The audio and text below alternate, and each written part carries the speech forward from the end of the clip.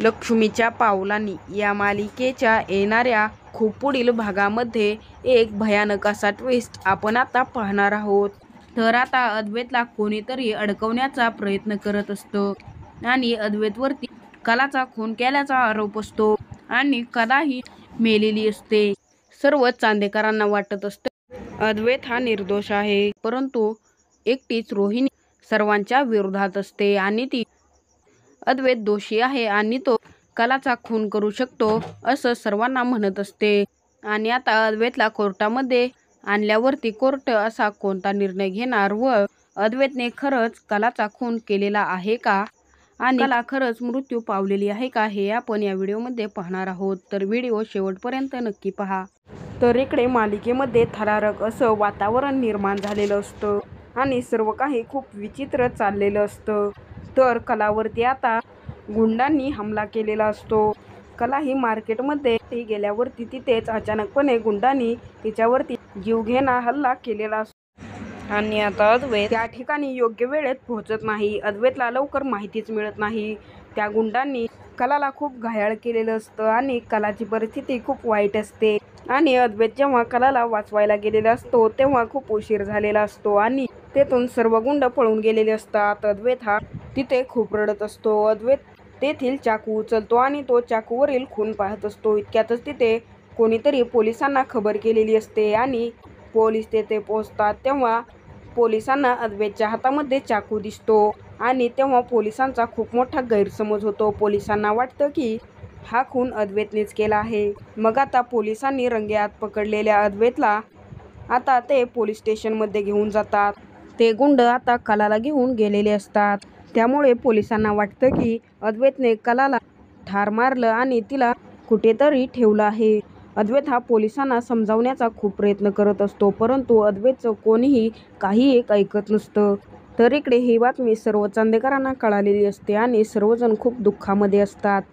तर इकडे रोहिणी म्हणत असते की हा खून अद्वैतनेच केला आहे, परंतु सर्व चांदेकरांना वाटत असतं की हा खून अद्वैतने केलेला नाहीये आणि अद्वैत असं काही करूच शकत नाही।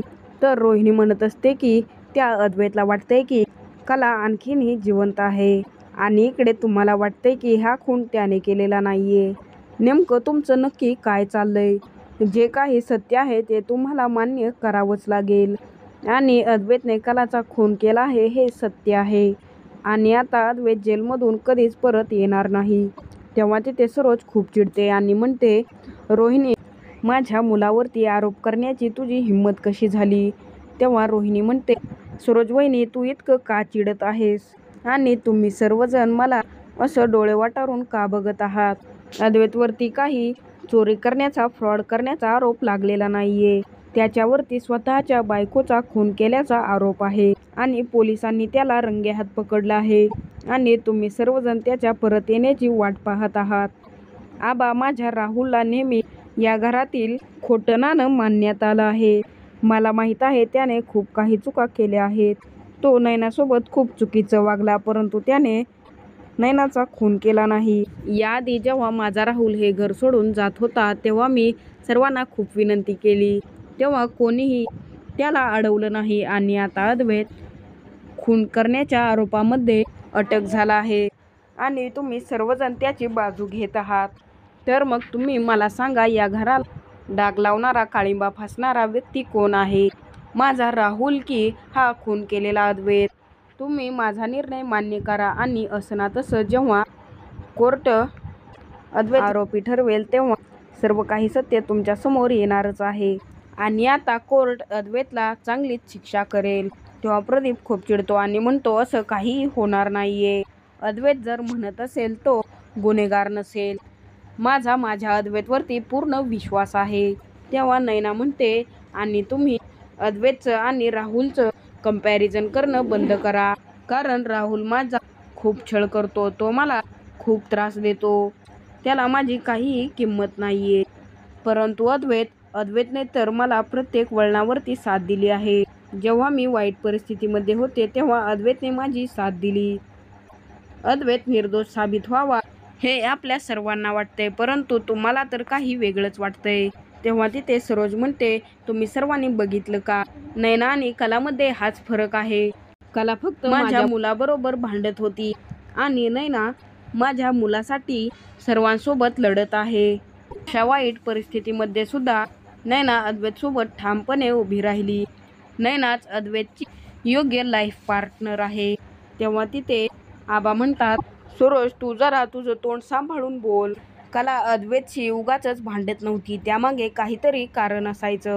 तिने नेहमीच परिवाराच्या आणि अद्वैतच्या फायद्यासाठीच अद्वैत सोबत भांडली आणि आताही आपल्यामध्ये भांडणं करण्याची वेळ नाहीये. आता अद्वैतला बाहेर कसं काढायचं याचा विचार आपल्याला करायला हवा. प्रदीप सारखा मला सुद्धा अद्वैतवरती खूप विश्वास आहे. अद्वैत हा निर्दोष आहे आणि आता हेच आपल्याला सिद्ध करायचं आहे. अद्वैतला कोणी फसवत आहे असं सुद्धा होऊ शकतं. तेव्हा सोहम म्हणतो, परंतु असं कोण असेल आबा?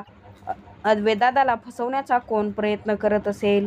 तेव्हा प्रदीप म्हणतो, उद्या अद्वैतला कोर्टमध्ये तो कसा निर्दोष आहे हे साध्य करायचं आहे आणि आता आपल्याला अद्वैतला कशी मिळेल यासाठी प्रयत्न करायला हवा. तर आता इकडे दुसऱ्या दिवशी अद्वैतला पोलीस कोर्टमध्ये घेऊन जात असतात. तेव्हा तिथे मीडियावाले आलेले असतात.